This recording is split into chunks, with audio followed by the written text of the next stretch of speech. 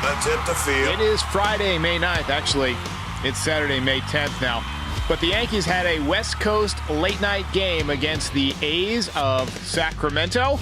The Martian doing a little yard work, so was Paul Goldschmidt. Will Warren pitching pretty well. My recap, your reactions, and we got Terrence Kim in the studio. Coming up next, this is Pinstripe Territory. Just wanted to talk, that's all. Oh, how the turntables. Welcome back, everybody. Pretty good night for the Martian, TK. 3 home runs, grand slam. Has our hero finally arrived? I sure as hell hope so, man. This is the player that everyone's been waiting for. He's been hot the last few games, and obviously he had a career night, so keep it going. Keep it going. He is now the youngest Yankee ever to hit 3 home runs in one game. He homered from both sides of the plate, and I've been racking my brain all night, and we even had Katie Sharp in on it, but she didn't have her laptop with her, so she couldn't answer it. We're trying to figure out who the last Yankees rookie was, if there ever has been one, to homer from both sides of the plate in a game. We thought about maybe it was Melky Cabrera. Somebody said Zoilo Almonte, which is a name from the past. Jorge Posada, obviously. I don't know if he ever did it from both sides as a rookie, though. Bernie, I know he homered from both sides a bunch of times. I know he did it in the playoffs in 95. But I can't remember if he homered from both sides of the plate as a rookie. Mantle probably did it. But Dominguez, tonight, finally getting off the schneid from the right side. 7 ribbies on the night. I feel bad for all the kids like me when I was a little kid who would fall asleep before the end of the game, or West Coast, you're up early in the morning for school and you fall asleep before the game's over and they missed that 3rd home run.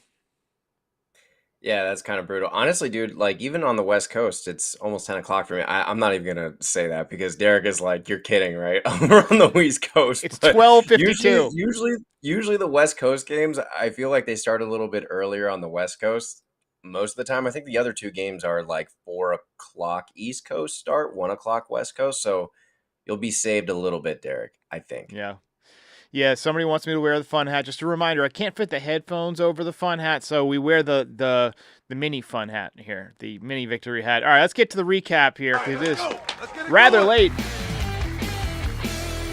So Yankees wasted an opportunity in the first inning, and I thought, oh, man, it's going to be one of those nights against the A's, right? I mean, Grisham walks, Judge doubles off the left field wall, and then they both got stranded. Ironically, Dominguez made the final out, and at that point, I'm like, oh, man, this kid needs to get it going.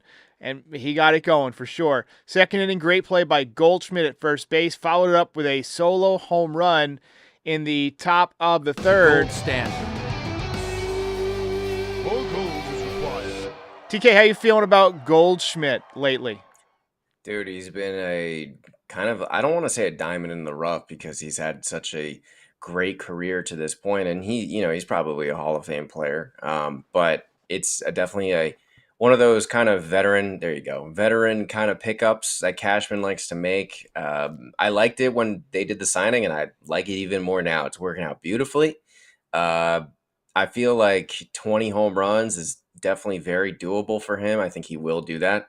And Derek, dare I say, he hits close to 300 on the entire season. And if he does that, man, awesome stuff. That's what Eric C says he's due for a power surge.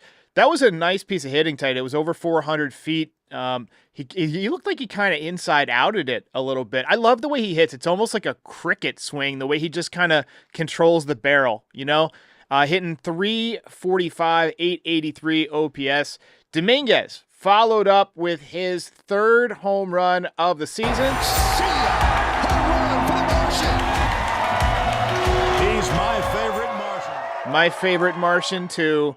We're not going to play the animation for all the home runs because it would be nothing but sound effects tonight, but big night for the Martian. I hate that the camera cut away for the Goldie replay, and then it came back, and Dominguez had already finished his swing, and we didn't get to see the home. It killed that home run for me. Yeah, a little bit.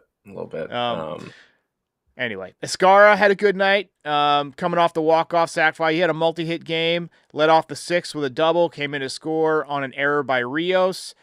Top 7, the Martian again, first multi-home run game, first ever right-handed home run. And that one was absolutely nuked. And someone on our pregame show, on our series kickoff, predicted it. They were like, yeah, he's going to hit 2 home runs tonight. So when that left the ballpark, I had a bunch of messages, and I remember, I was like, wow, that's somebody actually predicted it. His first one ever. And, dude, that was a nuke, too, the right-handed one. Yeah. Dude, honestly, all 3 of them, even the grand slam, like he knew it immediately when it left the bat. So they had the right crisp sound. I don't know if the AAA ballpark had anything to do with it. They kept saying on the broadcast that it was a pitcher's park, but you don't have that third deck, so the wind kind of swirls a little bit more up there, I guess. But, dude, 3 legitimate home runs, so gotta love it. Matty B says Jason Dominguez probably going to get benched tomorrow against JP Sears. You're probably not wrong. And he was not done. A little later on with the bases juiced. That's a grand slam. Hey now, goodbye. Grand slam. It's a grand slam. Grand salame. TK, about 5 minutes before that grand slam, we text back and forth during the game, and we were trying to debate who would get the belt tonight. And we had a little dilemma because Warren, who we'll talk about, was dealing. He had just completed 7 shutty, as they call it. And you texted me, you said Warren belt. And I said, what did I say? What did I say after that? Well, Derek, we were texting back and forth, and Derek was like, what if Jason hits a third one? And then I said, well, at that point, it was literally a Nostraderic moment. He was like, what if Jason hits another one? And then I was like, okay, fine, but right now, advantage Warren. And then I said, if the Martian hits another one, then that would be a 3-homer game, so that'd be pretty hard to deny. But credit to Derek, he literally just looked into the future, man. He had a crystal ball next to him. I don't know what happened, but he predicted it, and it came true. Literally, like, Derek, I think like 2 minutes later, not even exaggerating. It was, well, what do you want me to say? I'm a miracle worker. Yankees take a nail-biter, 10-2. Game over. Yankees win. Yankees win. And TK, I don't think there's much of a mystery tonight. You want to do the honors? We will do the honors. I want to just say it was close. There were 2 legitimate, obvious choices. For the whole game, I was leaning Will Warren because he pitched a hell of a game. And then, the Martian just landed and there was no more debate. There it is. Steve-O says 3 bombs, the automatic belt. Live long and prosper, my friends. So, this is the second year in a row that a Yankees rookie has hit 3 home runs in a game. Because last year it was Ben Rice. I thought about tweeting, like, if he hits a third one, I'll shave my head. But I was too tired to fucking. I was too tired to do it. I was like, man, I don't want to add stuff to my list at 1 a.m, like cleaning up a big pile of hair, So I decided, you know what, we'll save that for later on this summer on a slow news day. But Jason Dominguez picks up the belt. I got to get a picture of him with the beard. I think he looks better with the beard. I think we can put him on the list of the dudes who are rocking the beard quite well. Yeah, I think it looks good. I don't know. I'm still kind of like I'm getting used to it, seeing guys with pinstripes on with beards. But my entire life, that's never been the case. So I'm still kind of getting used to it. But I think I'm finally kind of. I don't care as long as they play well. It's just like an aesthetic thing, and it's like something I'm not used to seeing. But I guess because Dominguez hasn't been in the league that long, I guess I'm getting more used to seeing him with a beard than with no beard. And he does look better with a beard. And he's 22 years old. He can really grow one too. It's not some bull, he's got a beard going. I didn't even attempt to grow a beard until I was in my 30s. I knew I had no chance. Sawbelly says the Martian left the building against Elvis. I like that. So George says Boone is going to sit him tomorrow. I really think Boone might sit him tomorrow because we got JP Sears on the mound, a lefty. But let's talk a little bit about Warren because I don't want him to get overlooked. He was terrific tonight. 87 pitches to complete 7 1/3 innings. He had 13 whiffs. He topped out at 95.6 miles an hour. He got the ERA for the season down under 5 finally. Why are we wearing glasses, by the way? I don't think we decided. I think you were just showing me yours, and I just put mine on, and then the stream started. Like the game ended. I wanted to do this thing where you weren't going to wear the fun hat, and I was like, you know what? I think I want to have my own version of the fun hat. So I'm declaring these as the fun glasses for myself. And then Derek just decided to throw on the shades, and it's a vibe. We're vibing. That's it. We're having fun. I mean, it's 1 a.m. There's no rules here. There's no rules. Yeah, no Come way. on. Anyway, Will Warren, outstanding performance. The one thing that these glasses make it hard to see my buttons. So, all right, I almost hit the don't smoke crack button. Great job, Will Warren. Don't smoke crack. But yeah, that's probably going to go in the Frankie reel too. But all right, so nice job by Warren. Let's get back to Jason here. As of right now, I have to say, I think this jumpstarts him for the Rookie of the Year. I think we're going to look back when he's accepting his Rookie of the Year award and say tonight was the night that he broke out, that he put it all together. At least that's my hope, man. That's my hope. Yeah, I really hope so too. I'm trying to think of like guys in the American League that are, I guess, early front runners to winning the Rookie of the Year. Jacob Wilson, maybe with the A's. He's hitting over 300. He's having a pretty good start to the year. But there isn't really anybody who like I think is a lock. Christian Campbell, I guess, with the Red Sox.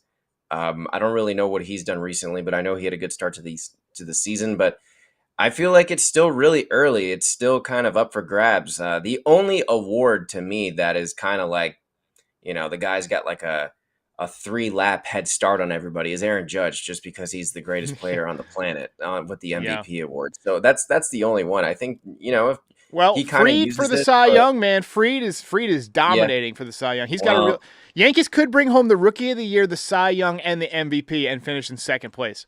He is absolutely dominating. And I think that he definitely has a really good shot at it. But Tarek Skubal over in Detroit is really just, throwing up zeros every game now. He had like 2 bad starts to start the year, and I just saw this thing. He had 12 strikeouts the other night, or tonight maybe. But, that would be the other threat to the Cy Young, I think, for Fried. We're going to play some voicemails here. We got a number of calls about Dominguez, so let's play them. Yeah, good evening, Derek. This is Eddie down in Florida. Listen, I called a couple of weeks ago, and I said Dominguez has got to be your 5th-place hitter. All right? You could rotate in Bellinger and Grisham. They're older. You need that kid in the lineup now every damn day.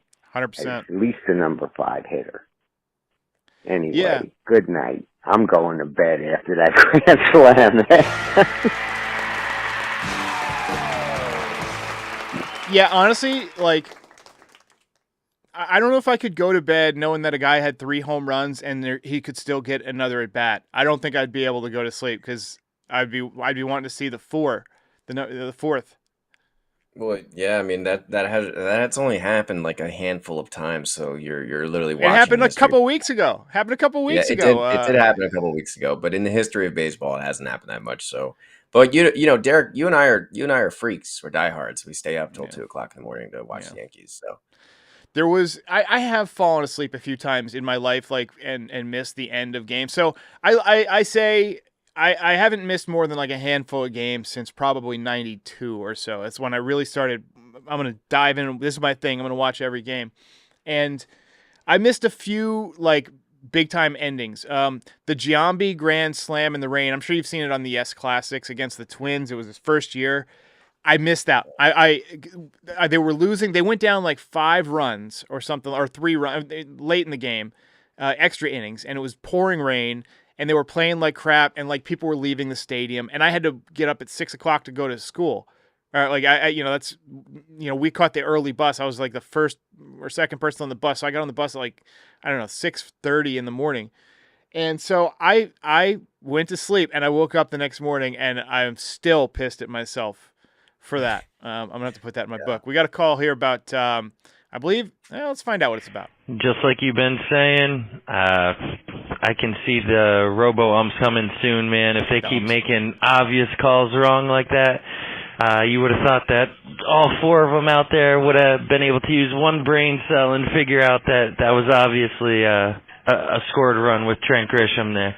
But also your boy Martian having himself a night. 3 taters. Nice. That's got to go on the soundboard. Yeah, the umpire, the call to send Grisham back to third base was one of the dumbest things I've ever seen.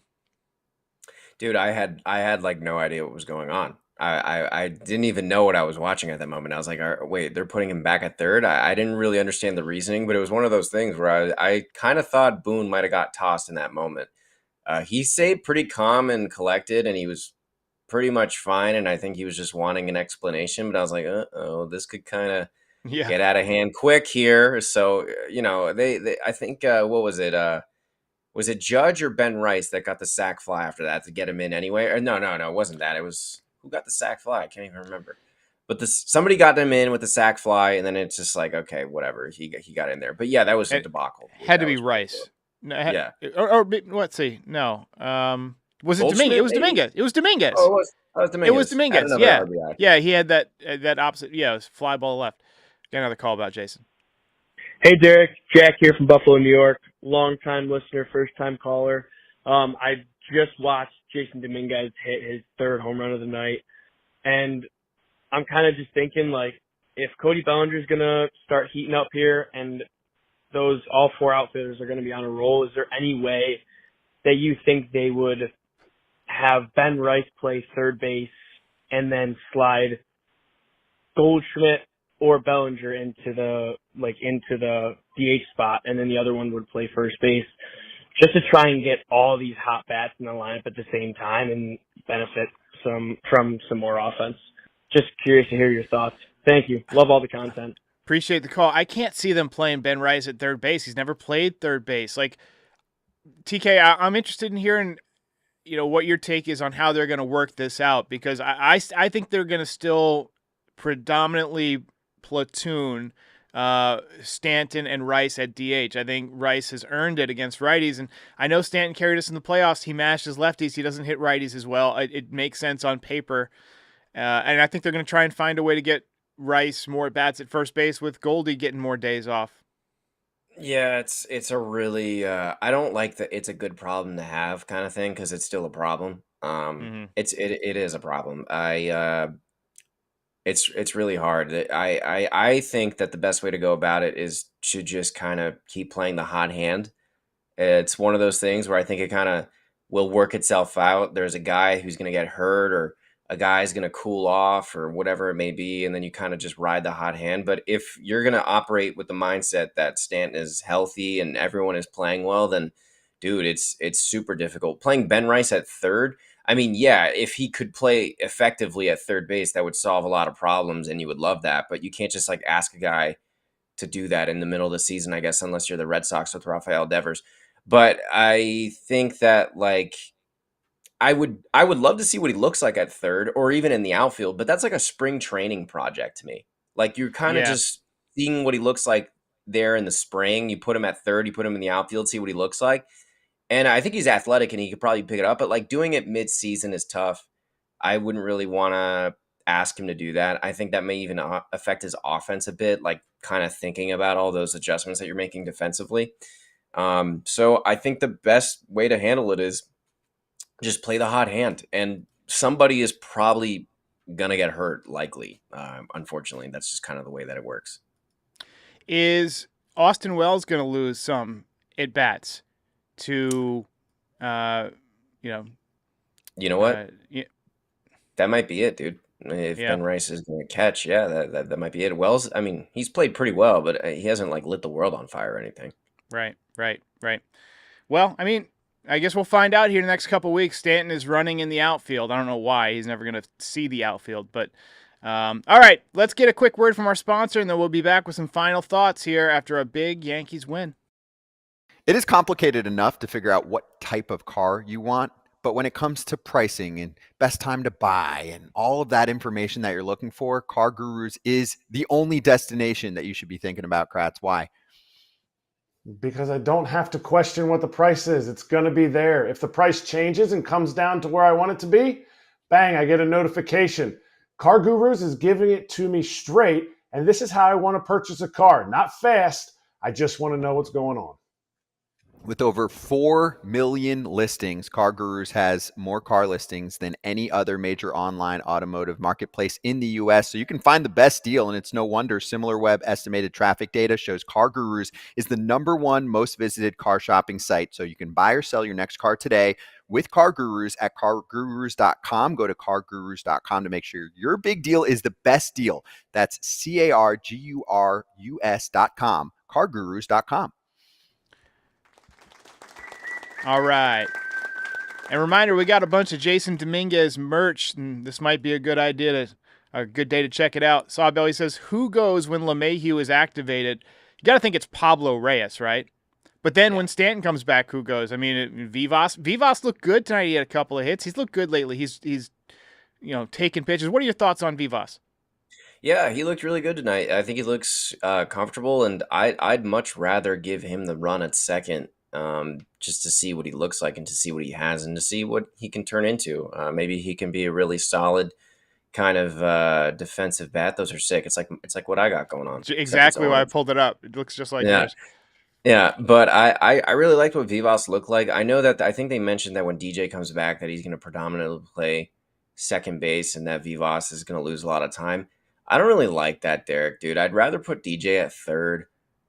And keep Vivas at second, to be honest. I know that then that eliminates Oswaldo from playing time, but you and I have said this many times. I prefer Oswaldo in that utility kind of bench role. But I would much rather have DJ play third. I don't really think he has the mobility at this age to play second anymore. And I know they're going to play him to kind of justify the contract. And I'm rooting for him. Like, I hope he does well. Like, I don't want him not play well, obviously, but I myself would rather have Vivas play second just to see what he looks like, give him the run until Jazz gets back. And you don't know, man. Maybe he turns out to be a little spark, a little diamond in the rough. I don't know. He could be something. I don't expect him to turn into like a straight up superstar, but maybe he's a really solid infield bat on the bench. I don't know. You got to see. Well, I'm looking forward to seeing how all this shakes out over the next couple of weeks. Like you said, good problems are still problems. So hopefully it all works out in our favor. But one thing is for sure, Yankees kicked some serious ass tonight. Game over. Yankees win. Yankees win.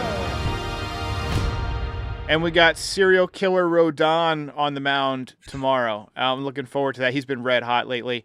And then the old to be determined on Sunday. Sounds like Ryan Yarborough's probably got the inside track to that. But TK, love the glasses. Thanks for hopping on, for a late night for once. And everybody in the chat, be sure to check out NYYDesigns.shop. Good day to get that Martian merchandise. It's on the way up. We'll see you next time. See you guys. Hey, while I've got you here, be sure to like the video and subscribe to the channel.